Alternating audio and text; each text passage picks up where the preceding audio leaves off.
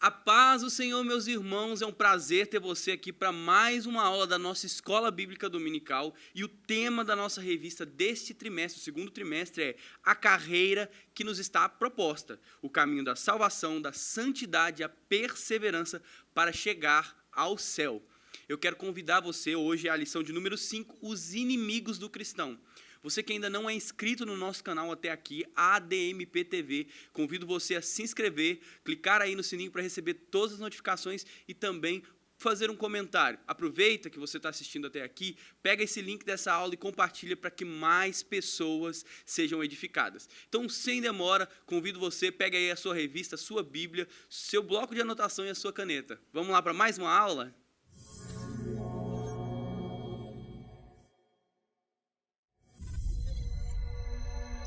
Então, hoje, na nossa lição de número 5, o tema é os inimigos do cristão. E nós vamos tratar justamente sobre três grandes inimigos que se levantam para atrapalhar o cristão em sua caminhada na fé. E eu quero, desde já, a gente já pode ressaltar o nosso texto áureo, que está escrito em Gálatas, capítulo 5, verso 25 e 26, que diz: se vivemos no Espírito, andemos também no Espírito. Não sejamos cobiçosos de vanglórias, irritando-nos uns aos outros, invejando-nos uns aos outros. E é importante a gente já trazer algo aqui dentro desse texto que é importante para nós, que é o fato de Paulo estabelecer uma premissa com uma consequência. Ele vai falar assim: se vivemos no Espírito ou pelo Espírito, a premissa. Então, nós crentes, nós somos cheios do Espírito Santo. Nós precisamos ter claramente em nós que o Espírito Santo habita em nós. E se nós temos essa consciência, nós precisamos entender também que há necessidade de andarmos pelo Espírito. Então, se nós vivemos pelo Espírito, nós também devemos andar pelo Espírito. O que é andar pelo Espírito? Ele vai usar o termo andar, né, que é um verbo grego, stoikio, que significa marchar. Esse verbo, stoikio, ele do grego quer significar marchar, como alguém que olha para um grande exército e observa esse grande exército marchando. O que ele quer dizer? Que existe uma força que o cristão deve ter, um impulso que o cristão deve ter, então perpassa pela escolha do cristão, andar pelo Espírito, marchar pelo Espírito. O crente, ele vive em uma disciplina. Só existem dois caminhos, como Jesus vai falar. Ou é o caminho da porta estreita ou o caminho da porta larga. O crente, ele anda em disciplina, portanto. O que isso quer dizer? O crente, ele abre mão de ser escravo do pecado e passa a ser, então, escravo de Deus. A gente apenas troca a nossa escravidão. Esse é o fato. Então, se nós andarmos pelo Espírito, se nós vivermos pelo Espírito, nós temos que decidir, ter uma escolha, andar pelo Espírito também. E aí ele vai dizer: não sejamos presunçosos, provocando uns aos outros e tendo inveja de uns aos outros. O que ele quer dizer? Ele traz aí a presunção e a vanglória. O que é o indivíduo que ele é presunçoso? O indivíduo presunçoso é aquele que tem uma visão de si melhor do que ele realmente é. Ou seja, ele olha para si e se vê bem melhor do que ele realmente é. E o fato é que o cristão deve entender que nós somos pecadores. Nós não somos merecedores. Então, não há nem um pingo de Cristo em uma presunção, porque nós entendemos que nós não merecíamos, mas foi misericórdia e graça. Misericórdia para não nos dar o que merecíamos e graça para nos dar o que nós não merecíamos. E é interessante dizer que ele vai falar também sobre a vanglória, é aquele que ele é ambicioso. Ele coloca seus feitos como se fosse algo grandioso, algo que parte dele. E o cristão também não tem essa característica. E aí nós, talvez, seria interessante trazer, em Gálatas capítulo 5, 25, e também no Gálatas capítulo 6, 25, ele vai nos ensinar os modos de andar. Como que é o modo de andar de um cristão? E é até importante você destacar isso, professor, para passar para os seus alunos, porque é esse modo de andar que vai nos fazer vencer os inimigos do cristão, que é o tema da nossa lição de hoje. Primeiro, nós jamais vamos comparar as nossas conquistas com as conquistas dos outros. Isso não faz parte de um comportamento cristão. Isso é fato, né, uma atitude vangloriosa. É alguém que se compara seus feitos com os dos outros e quer que seus feitos sejam grandiosos, quer que seus feitos sempre sejam melhor do que os seus irmãos. Isso não é um modo de viver cristão. O modo de viver cristão é não comparar suas conquistas com a dos outros. O segundo modo que Gálatas capítulo 5 e capítulo 6 vai nos ensinar é não tentar nos promover a custas dos outros, né? Nós jamais vamos ter um comportamento que seja aproveitar-nos de situações para que a glória seja nossa. Porque a glória nunca será nossa, a glória sempre será de Deus. O cristão tem em mente que até o fato dele respirar é uma misericórdia de Deus. O terceiro ponto do modo de andar do cristão é sempre procurar ser compreensivo. Sempre procurar ser perdoador. Essas características, compreensão e perdão, são características de verdadeiros cristãos que estão vencendo os inimigos que se levantam contra nós. O quarto é sempre uma atitude de ajudar ao próximo que está em necessidade. Gálatas capítulo 6 vai nos ensinar sobre isso. A quinta característica de um modo andar cristão que vence os inimigos que se levantam contra nós é jamais ser autoconfiante em si, mas ser autoconfiante sob a autoridade de Deus. Quando nós estamos sobre a nossa confiança, realmente nós vamos fracassar. Mas quando nós exercemos a nossa autoridade, entendendo que a nossa autoridade não é nossa, mas vem de Deus, nós viveremos uma verdadeira vida cristã, sucedida, bem-sucedida, como foi o tema das nossas lições anteriores. Nós vamos almejar o céu e nós vamos viver sob a autoridade de Deus, entendendo que essa caminhada não é fácil, mas é Deus quem nos fortalece, é o Pai nosso que nos fortalece. A sexta característica é evitar a autopiedade. Aquela pessoa que tem um instinto autodepreciativo de si mesmo. Deus nos chamou para entender que somos pecadores, mas não vamos viver uma vida de autopiedade, sempre nos colocando para baixo, entendendo que nós não somos merecedores e nunca aceitando o que Cristo tem a nos entregar. Porque se assim fazemos, nós jamais honraremos aquilo que Deus nos entregou. Então nós temos que viver uma vida que não seja uma vida de autopiedade, mas entendemos que não somos merecedores, mas que nós recebemos por graça que Jesus nos entregou. Então nós recebemos porque Jesus nos entregou. E isso é muito importante. E a sétima, eu diria, a sétima característica do modo de andar cristão que vence os inimigos é esquivar-se de atitudes que sugerem que os outros te devem algo. Se você fez algo para algum irmão, ele não te deve por ter feito. Esse irmão nunca vai te dever por ter feito, porque aquilo que você fez porque Deus permitiu que você tivesse vida, que você tivesse saúde, que você tivesse muitas vezes condições financeiras de ajudar. Então entenda, alguém jamais vai lhe dever algo. Você sim, sempre será devedor de Cristo, porque aquilo que ele fez por nós jamais seria pago por nossas condições. Mas Deus, ele nos mostra que a nossa atitude é uma atitude misericordiosa, uma atitude bondosa. E é assim, as características de um cristão que não é presunçoso, que não é invejoso, que é, pelo contrário, alguém misericordioso, que é alguém confiante na autoridade de Deus e alguém que vence os inimigos. Eu falei muito aqui, várias vezes até agora na nossa lição, sobre os inimigos do cristão. E a pergunta que mediaria, então, o início dessa lição seria: quais são os inimigos do cristão? E eu repasso para você, professor, faça essa pergunta para os seus alunos e se você tiver um quadro ou tiver uma folha, vai anotando aquilo que eles levantarem como sendo os principais inimigos do cristão.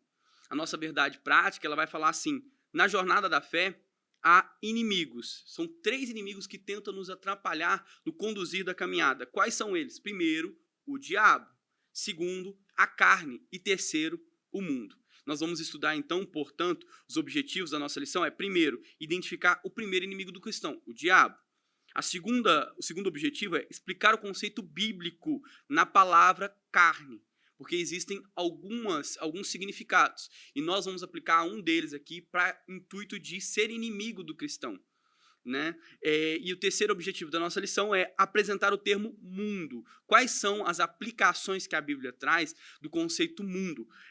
Enfatizando os 3 níveis dos vícios, né, que a gente vai usar como concupiscências. Quais são as 3 concupiscências que são verdadeiras inimigas do cristão? Você perguntou quais são os 3 inimigos. A gente já respondeu: o diabo, a carne e o mundo. Outra pergunta que eu faria para mediar o debate da nossa aula seria: quais desses 3 inimigos e você perpassa isso para o seu aluno, são inimigos que têm poderio maior sobre a vida do cristão? Será que o mundo? Será que o diabo? Ou será que a própria carne? De fato, acredito eu, que desses três inimigos, o que nós devemos mais ter cuidado não são aqueles que são exteriores a nós. Não é o mundo, não é tanto o diabo, mas é a própria carne.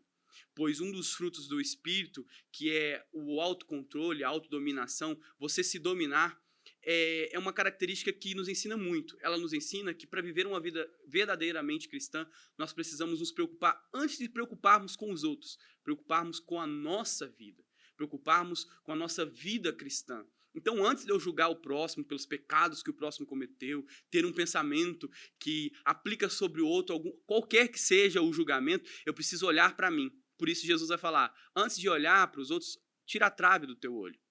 Tira aquilo que você não vê que é errado em si, porque se nós não vencermos esse primeiro, e eu diria um dos mais preponderantes inimigos, que é a nossa própria carne, nós vamos perder para as outras duas. Nós vamos perder para o diabo e nós vamos perder também para o mundo, porque perpassa por isso. Mas a nossa lição ela é construída de uma forma diferente. Nós vamos falar sobre o diabo, nós vamos falar sobre a carne e nós vamos falar sobre o mundo. E aí, a nossa lição ela vai trazer 2 textos bíblicos como base para nós construirmos, então, um pensamento, desenvolver o pensamento sobre a explicação, sobre a explanação desses 3 inimigos. O primeiro deles está em Romanos 6, do capítulo 11 ao capítulo 14. Eu vou enfatizar somente esses versos, porque são 2 textos, professor. Se nós formos abordar todos os 2 em suas minúcias, nós vamos ter tempo suficiente para fazê-lo. Então, vamos focar aqui no verso 11 ao verso 13, que está escrito o seguinte: assim também vós considerai-vos mortos para o pecado, mas vivos para Deus, em Cristo nosso Senhor Jesus. Porque Paulo inicia, então, dizendo justamente isso. Ele traz aqui esse pensamento que nós devemos prosseguir, né? Considerar, de fato, que nós estamos mortos para o pecado. Ela já traz uma iminência que há uma possibilidade que o pecado sempre estará presente na vida do cristão. Lutero vai falar algo, vai ter uma frase que é atribuída a Lutero, que me chama muita atenção, que é a frase que ele fala assim: o pecado é assim como a barba, que assim que eu tiro eu percebo que um dia após ela já volta. Então há um cuidado aí, o pecado ele é uma coisa presente no dia a dia do cristão. Assim como a barba, se você tira, você vai perceber que ela cresce de novo e precisa ser aparada novamente, você tira, ela vai ser aparada novamente.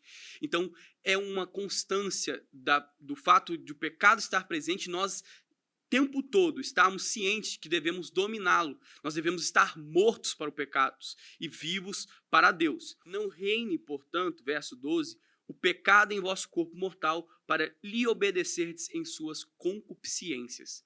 O que Paulo quer dizer com isso é justamente quando o pecado ele vence o coração dos homens e o homem passa a viver então em favor do pecado, ele sem perceber oferece suas mãos, os pés, os olhos, a sua mente para a causa da injustiça. E aí a pergunta que ficaria nesse verso é: por que então nós devemos apresentar o nosso corpo a Deus? Porque aqueles que estão em Cristo vivem como ressuscitados dentre os mortos. Nós morremos com Cristo e por favor dele, nós também vivemos a vida agora sobre uma nova perspectiva. Nós não vivemos mais dedicando a nossa vida ao nosso ego, ao nosso desejo, à nossa carne, mas nós apresentamos o nosso corpo mortal em favor de Cristo e passamos a viver aquilo que ele quer que nós vivamos, aquilo que ele quer que nós sejamos. E aí no verso 13 ele vai falar então: nem tampouco apresentei os vossos membros ao pecado, por instrumento de iniquidade, mas apresentai-vos a Deus como vivo dentre os mortos, e os vossos membros a Deus como instrumentos de justiça. Então, aqueles que estão em Cristo não estão sob o regime mais de uma lei mosaica para obtenção de salvação. Ele não precisa mais apresentar um sacrifício. Ele se torna o próprio sacrifício. Né? A sua vida agora ela é dedicada, assim como Cristo nos mostrou, porque o sangue dele em favor de nós nos torna vistos justos. Essa é a doutrina de justificação. Nós só somos justificados, nós somos justos perante a Deus porque Cristo morreu em nosso lugar. Nossos pecados são perdoados e aí os nossos membros são oferecidos a Deus, agora nós não merecemos, mas a graça de Deus faz com que o nosso corpo seja também sacrifício para que, a partir do que nós vivamos, né, nós sejamos instrumentos de justiça. Isso não traz nenhuma vanglória para nós. Isso traz apenas um reflexo do que aquilo que Cristo fez em nós. Entende? Existe uma diferença.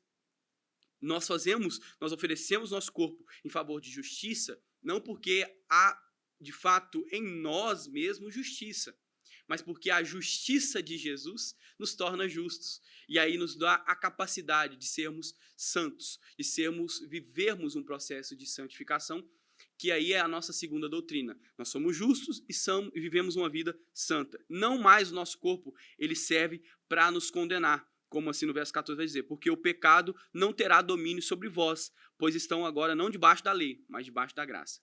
Então é o que eu falei. Nós então não estamos mais sobre aquele jugo da lei. Nós não estamos mais sobre o jugo da lei que nos condena. Ela revela o nosso pecado, mas estamos debaixo da graça, que agora nos oferece perdão, nos oferece então graça para vivermos uma vida verdadeiramente cristã.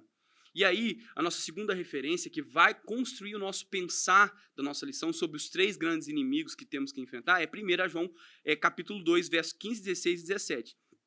Que está escrito o seguinte: não ameis o mundo, nem no que o mundo há. Se alguém ama o mundo, o amor do Pai não está nele. Então, é importante a gente entender que essa ordem aqui, ela não é para todos, mas um grupo em particular. João está falando aos cristãos: não ameis o mundo, nem no que o mundo há. Porque se você ama o mundo, o amor do Pai não estará sobre você.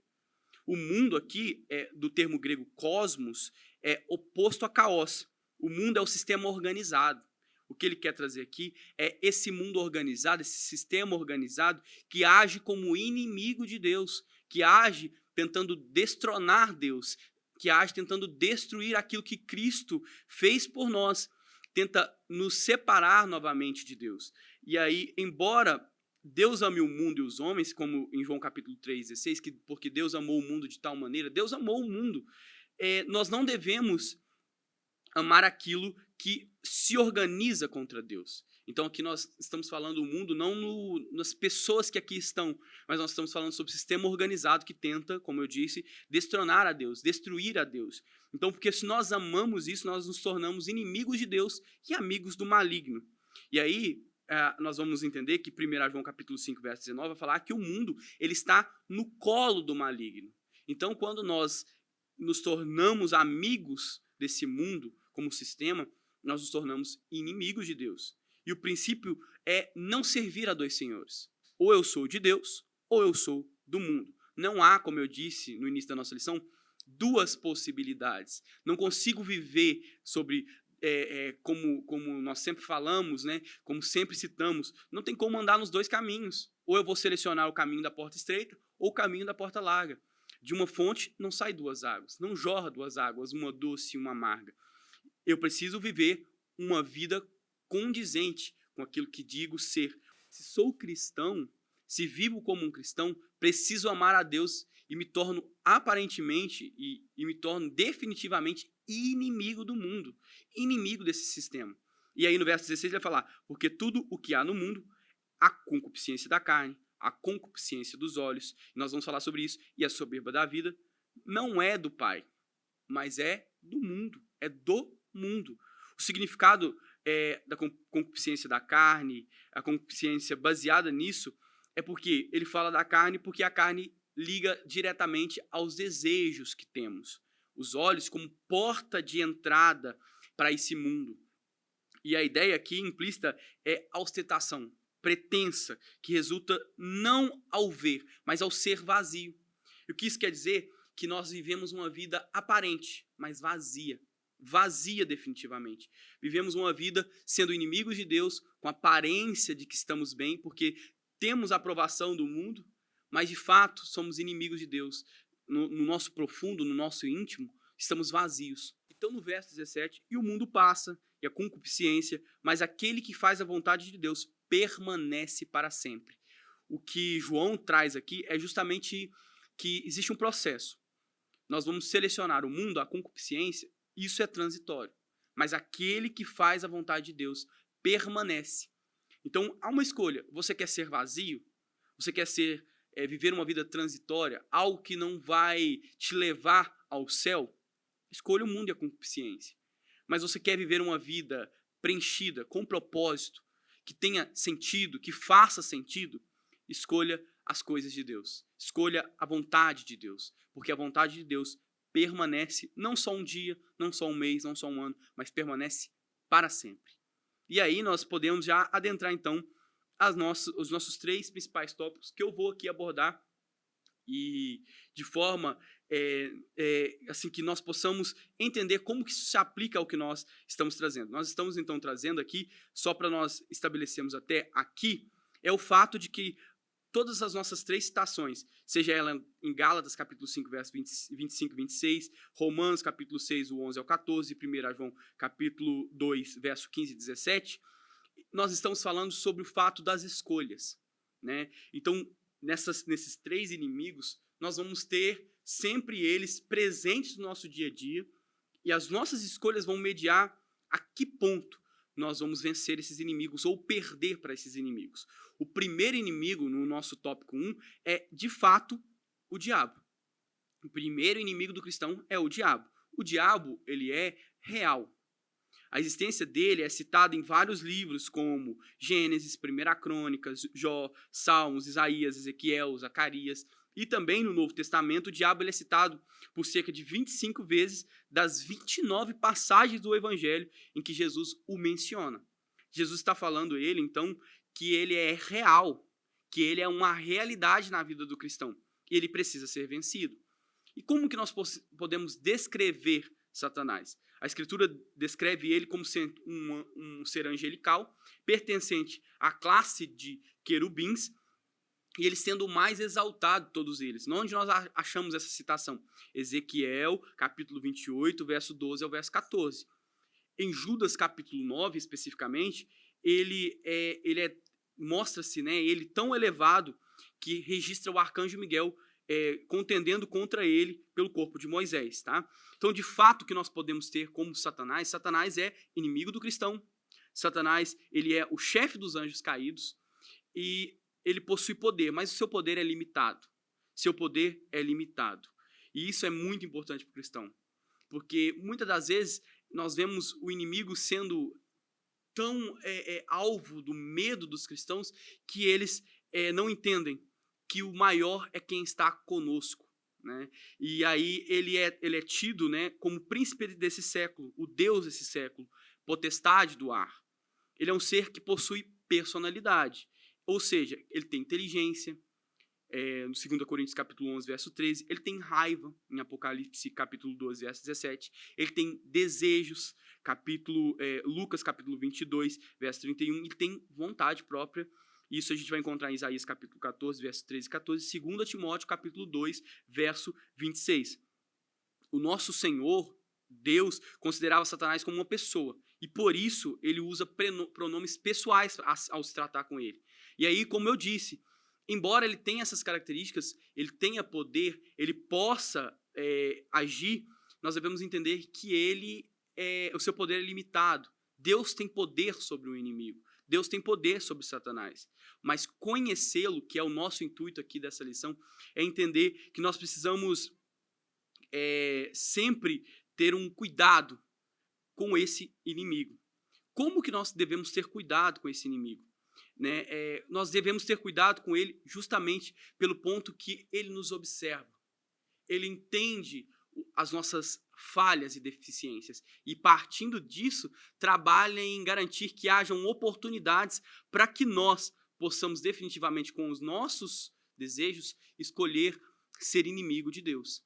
Esse é o cuidado que o cristão deve ter. O diabo ele age não tendo poder sobre a vida do crente, mas tendo poder de promover situações que façam que o cristão, por desejo próprio, possa cair. Então ele vai levantar enfermidades, como foi o caso de Jó, para que Jó possa escolher ser inimigo de Deus. Ele vai levantar situações, assim como levantou em diversas vezes na Bíblia, para que o nosso inimigo possa promover situações para que nós desejamos, para que nós possamos escolher, para que nós, com nossos olhos, com a nossa carne, possamos cobiçar, possamos desejar o mal e fazer o mal. Esse é o nosso primeiro inimigo. Qual é o segundo inimigo do cristão? Esse é o mais perigoso, é a carne. O segundo inimigo do cristão, então, é a carne, nosso tópico 2. O conceito bíblico de carne, ele tem exatamente 4 aplicações. A primeira dela é a carne como sendo um tecido muscular do corpo humano, dos animais. Em Gênesis capítulo 2, verso 21, tem essa aplicação. A segunda é o corpo humano como inteiro, né? Em Êxodo capítulo 4, verso 7. A terceira aplicação é o ser humano segundo a fragilidade e mortalidade. É uma outra aplicação em Salmos 78, verso 39. O quarto é a natureza pecaminosa. E é mais ou menos essa aplicação, né? É por aí a aplicação que nós temos nessa lição. Tá? Então, nós estamos falando, então, a carne quanto sendo a natureza pecaminosa do ser humano. Tá? Então, a carne no Novo Testamento, ela é tida como o termo grego sarx. Isto é, carne. É uma referência direta à totalidade do ser humano.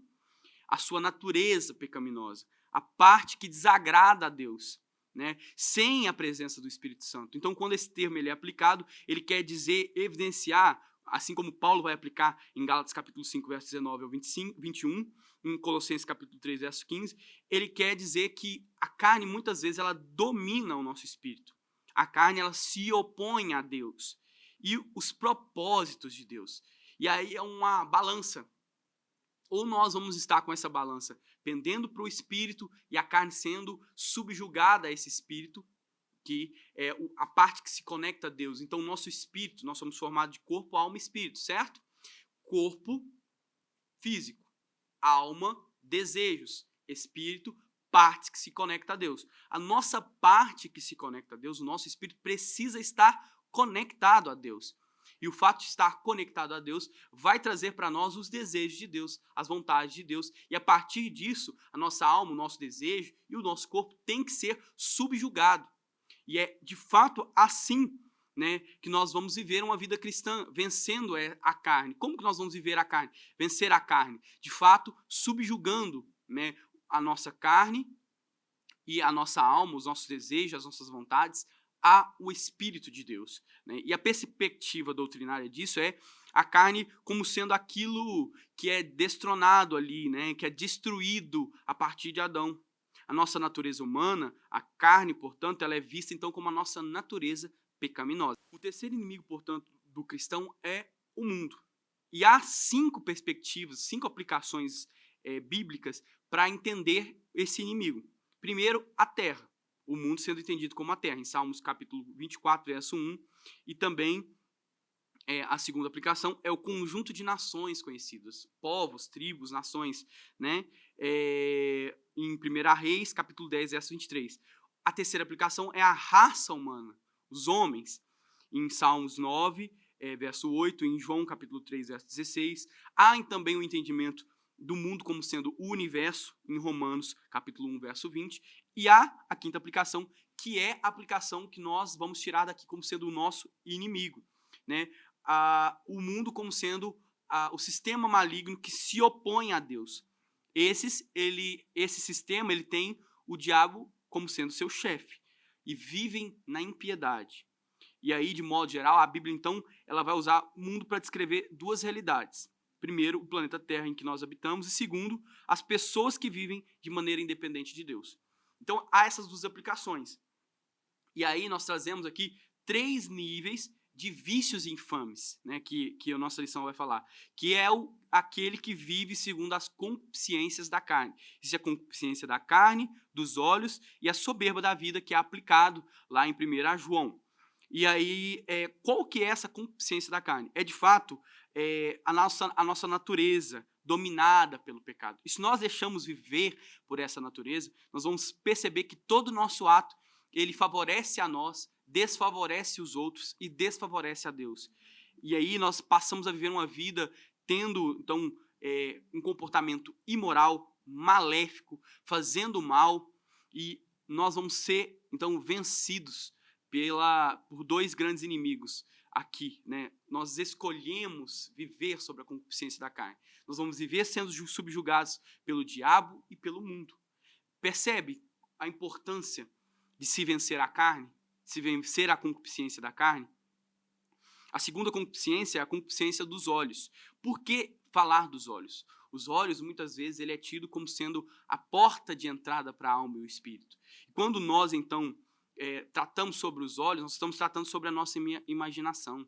Jesus ele vai trazer algo muito interessante quando ele fala assim, não é somente aquele que cai com a mulher do próximo, mas aquele que deseja já pecou. Ou seja, os nossos olhos, a nossa imaginação, os nossos desejos interiores, que muitas vezes sequer expomos, já demonstra a nossa natureza caída que não devemos viver segundo ela.